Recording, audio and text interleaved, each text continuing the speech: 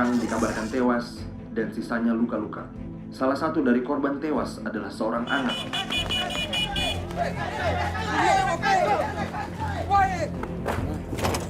Ini bukan soal agama, ini soal bola.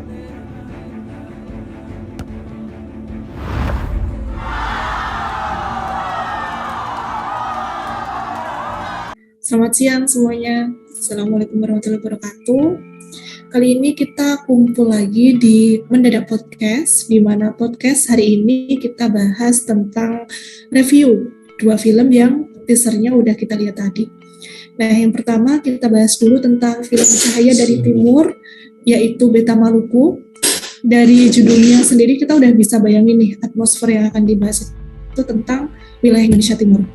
Nah, dari situ kita akan tahu bahwa ada tokoh dan juga karakter yang berbeda.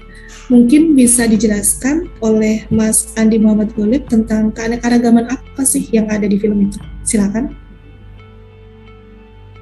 Baik, terima kasih Mbak Ismina, teman-teman semua. Jadi dari film Cahaya dari Timur ini, karena memang mengambil kisah seputar konflik horizontal yang melibatkan agama di Ambon, Maluku ketika itu, tentunya ada dua keanekaragaman yang dapat kita lihat dalam film ini. Yang pertama adalah keragaman agama atau pluralitas agama masyarakat Ambon. Itu terlihat misalnya dari identitas para tokoh yang ada dalam film, yang menampilkan seorang pelatih yang beragama Muslim, yang beragama Islam atau seorang Muslim, dan murid-muridnya yang beragama Kristen. Kemudian keragaman yang lain adalah keragaman suku. Dalam film ini ditampilkan bagaimana keragaman suku di masyarakat Maluku, yang itu juga menimbulkan potensi perpecahan. Tetapi para tokoh dalam film ini menampilkan bahwa keragaman suku itu tidak selalu menimbulkan konflik, tetapi juga dapat menjadi pererat persatuan dan kesatuan. Mungkin seperti itu, Mbak Ismina. Oke, terima kasih untuk pemaparannya, Mas Andi. Nah, sesuai yang diulas tadi bahwa keanekaragaman tadi itu bisa jadi menimbulkan suatu konflik. Nah, maka dari itu di sini diperlukan adanya strategi untuk membangun sebuah harmoni atau keseimbangan. Kita ke Mas Chandra, kira-kira gimana sih Mas strategi yang bisa dibangun untuk membangun sebuah harmoni ini? Terima kasih Mbak Nina, terima kasih atas kesempatannya teman-teman. Ini saya akan menyampaikan ada 3 nilai yang saya dapat dari film Cahaya dari Timur, Beta Maluku, yang kaitannya dengan membangun harmoni. Yang pertama itu ada scene di mana ketika guru di Paso mengusulkan calon pelatih sepak bola yang beragama Muslim, sedangkan muridnya kebanyakan beragama non-Muslim. Di awal pengusulan itu sempat ditolak oleh kepala sekolah. Namun dengan strategi yang baik, dengan penyampaian yang baik, untuk menjelaskan kepada kepala sekolah bahwa dengan memilih pelatih yang beragama Muslim itu dapat mencerminkan salah satu bukti rekonsiliasi di Maluku. Itu salah satu poin pertama.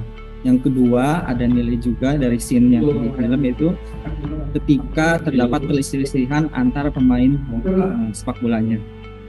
Terdapat juga usulan dari asisten pelatih untuk mengeluarkan siswa yang berselisih itu, namun dari pelatih itu tidak mengeluarkan, tapi lebih menyelesaikannya secara kekeluargaan, dan akhirnya berhasil mengembalikan semangat anak-anak Maluku untuk bersatu kembali. Itu yang kedua. Yang ketiga, ada adegan di mana terdapat siaran TV warga Maluku yang beragama Muslim itu terhenti karena ada gangguan, itu ikut menumpang jalannya pertandingan itu di gereja, dan itu diperbolehkan oleh pihak dari gerejanya. Itu salah satu bentuk strategi untuk mengharmonikan tim Maluku. Secara kesimpulan kita ambil bahwa konflik horizontal di masyarakat sebetulnya tidak perlu diperpanjang. Yang dikedepankan adalah semangat persatuan dan kesatuan. Itu Mbak Nina yang bisa saya sampaikan. Terima kasih.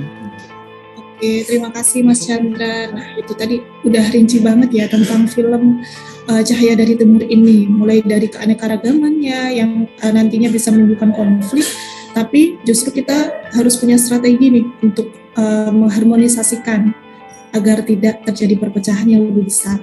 Nah, kalau tadi kita udah ke Indonesia Timur, sekarang kita loncat ke wilayah timur Pulau Sumatera, yaitu tepatnya di Bangka Belitung. Yang gak asing lagi yaitu film Laskar Pelangi. Dan 10 orang murid. Kita tetap dapat mengajar mereka kan, Pak? Tugas kita memanglah berat. Murid kita pun cuma sikit. Tapi kita punya kewajiban memberi pendidikan pada anak-anak yang tidak mampu nih. Kita semua harus punya cita-cita. Dan di sekolah inilah perjalanan itu kita mulai. Laskar Pelangi ini merupakan suatu film yang diangkat dari sebuah novel yang booming sekali karena novel itu sudah diterjemahkan dalam 30 bahasa di dunia. Nah, boleh dong diceritakan keanekaragaman apa nih yang ada dalam film Laskar Pelangi? Mbak Laila, silakan. Baik, terima kasih Mbak Ismina selaku host. Di sini terkait keanekaragaman film Laskar Pelangi, terdapat 2 suku yang mendominasi dalam film tersebut. Yang pertama yaitu suku Melayu dan suku Tionghoa. Orang Melayu di dalam film ini dibagi lagi menjadi 2 orang, 2 kelompok maksud saya, yaitu orang darat dan orang laut. Orang laut di sini umumnya mereka adalah penduduk dari pesisir laut yang bekerja sebagai nelayan. Orang Melayu dalam film ini dicontohkan seperti Bapak Farhan dan Ibu Muslimah selaku guru di SD Muhammadiyah Gentong dalam film tersebut. Sedangkan suku Tionghoa dalam film ini dapat dicontohkan Yong, salah satu murid SD Muhammadiyah Gentong. Kemudian Laskar Pelangi ini merupakan salah satu bentuk realita keanekaragaman warga yang plural yang dapat hidup berdampingan dengan suasana damai di tengah alam yang indah di Bangka Belitung. Itu yang bisa saya sampaikan. Terima kasih Mbak Nina. Oke, terima kasih Mbak Laila. Nah, dari keanekaragaman tadi tentunya juga sama seperti film yang pertama. Kira-kira strategi apa yang dapat membangun sebuah harmonisasi di sini? Bisa disampaikan, Mbak Sofi?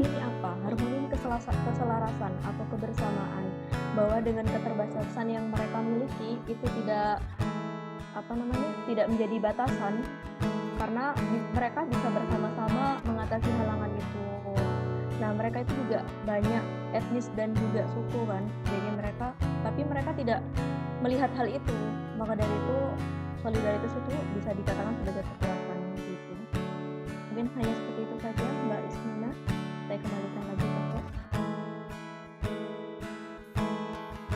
Oke, terima kasih Mbak Sofi untuk pemaparannya tentang strategi membangun harmoni pada Laskar Pelangi, film Laskar Pelangi. Nah, tentunya 2 film ini sebenarnya saling berkaitan ya antara pesan yang disampaikan, yaitu di mana setiap perbedaan itu tidak dapat dihindari, apalagi kita tinggal di wilayah Negara Kesatuan Republik Indonesia yang tentunya punya banyak suku, budaya, agama, ras, dan lain sebagainya. Nah, seperti yang disampaikan tadi beberapa audiens, bahwa keanekaragaman ini seharusnya tuh nggak dicari perbedaannya. Kita nggak hanya menonjol pada perbedaannya, tetapi bagaimana cara kita untuk saling bersinergi, bekerja sama, dan membangun sebuah harmonisasi itu. Sekian Mendadak Podcast hari ini. Kami dari kelompok 3 mengucapkan terima kasih. Terima kasih.